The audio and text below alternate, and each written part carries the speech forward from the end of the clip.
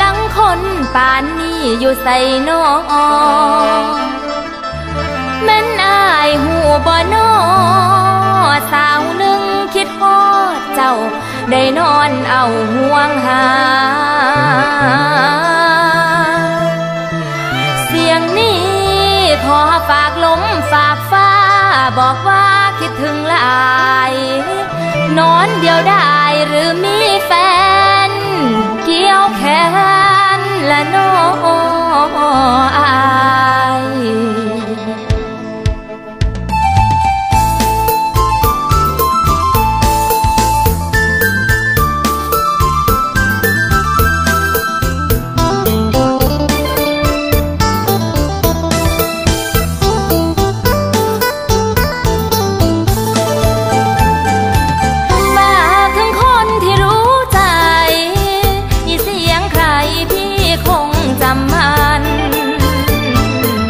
คนที่เคยคุยกัน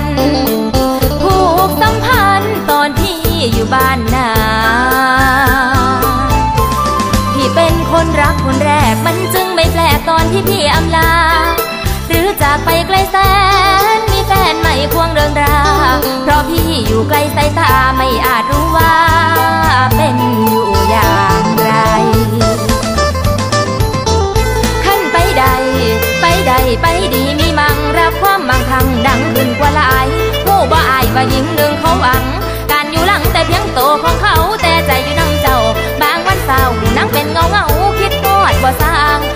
างโทรบอกน้องบางว่าตอนนี้อยู่ไสหรือมีใครออดอ้อนใจให้พี่ลงบอกมาเลยตามตรงจะได้ไม่น้ำตาหล่นคนที่รักจริงใจให้กับตนหรือผู้ล้างคนปล่อยความหวังให้พังคืนมองหาใครดูต่างหน้าตาไม่มีเลยนะแทนใจไม่ได้คนอื่นคอยผู้ล้างคนคิดหอดล้นคือจุดยืนผมใจ